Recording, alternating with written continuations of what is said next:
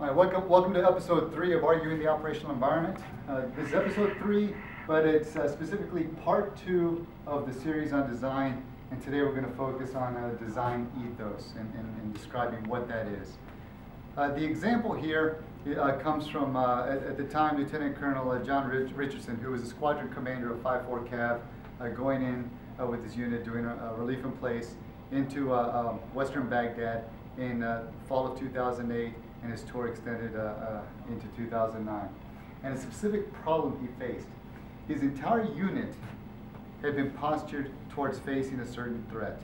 And that threat was the improvised explosive device, the IED, and the many variations that we'd seen in Iraq up until that point in time. So what Colonel Richardson discovered, and his troops discovered, as they were doing the relief in place, and as they took over the main mission, and as they were executing, was that the IED was really nowhere to be found. That the thing that started injuring the troopers, started killing troopers, and started damaging the equipment, the thing that was preventing John Richardson from achieving his mission was not the IED, but the RKG-3, a high explosive anti-tank grenade that the enemy used, low tech, to hide and approach a convoy in a crowd, hide in a crowd, and then throw it at the convoy, and then it would do a tremendous amount of damage. The enemy effectively adapted to what the institutional army had done in setting up organizations to defeat the IED and training all the troopers at home station, and once they got into theater on how to defeat the IED, the enemy adapted and used a low-tech device that was pretty effective for quite a while.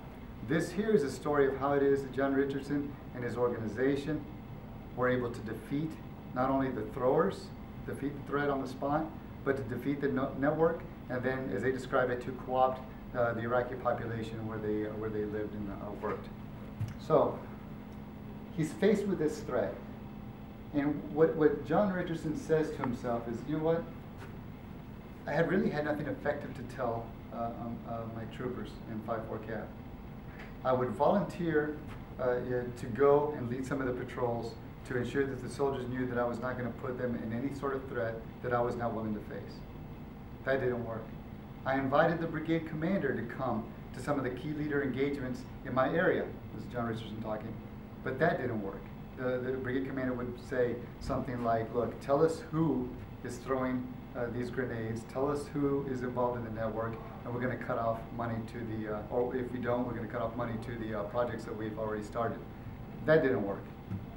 Then John Richardson was simply telling them, do the basics, keep the right distance between your vehicles, make sure everybody's scanning the appropriate area as they go down and patrol, but that wasn't working either. And what he came to realize, in his words, was that he was being a counterfeit leader.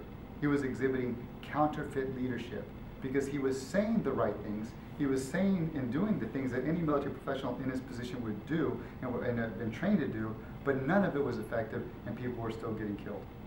So what he finally decided to do was convene a special working group. And this included 12 persons from the squadron who, during train-up and in theater, had exhibited fine qualities of being a military professional. They were innovative in terms of training and equipment.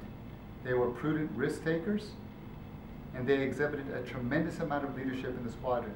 He assembled them all in a conference room overseas, and he said, look, the problem that we face in our squadron is not the IED. Get that out of your mind. The problem we face is the RKJ-3.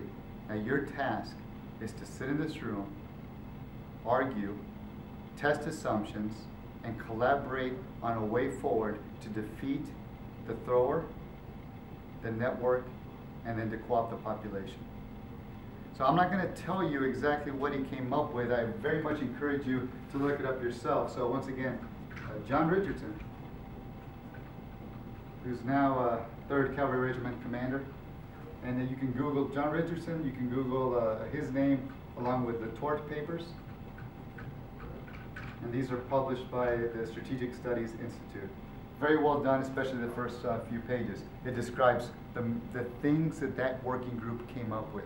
Now, what did John Richardson do? He started them up, and then once they were going for about 5 or 10 minutes, he walked out the room.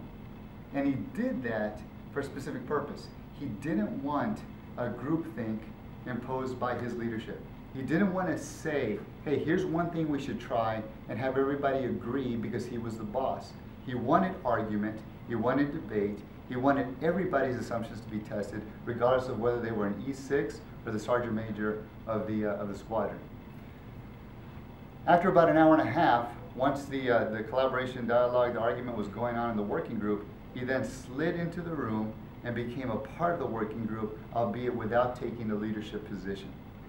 So I want to kind of study that episode of the Latour paper that he wrote and kind of examine it. And I think what you find is what I'll describe as a design ethos. Now, the term design ethos is not in joint doctrine, and it's not in Army doctrine, but the elements within this design ethos are very much a part of both joint and Army doctrine. And here's what I want to show you now.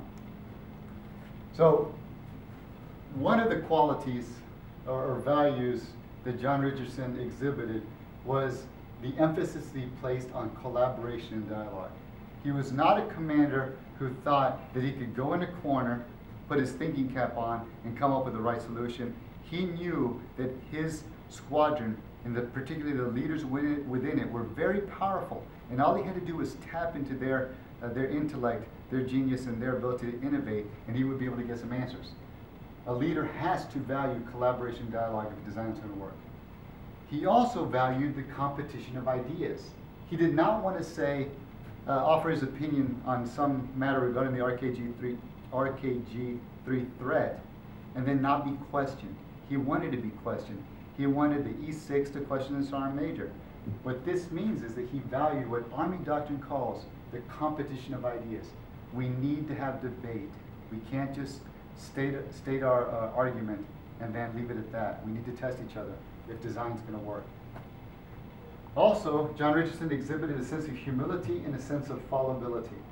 We know early on in our careers when we're, say, a armored platoon leader and we do a deliberate attack, 4 tanks against a combat security outpost, we know in that simple situation where there's only military variables at play that surprise and that unexpected dynamics are going to occur that will cause us problems when we do that simple operation.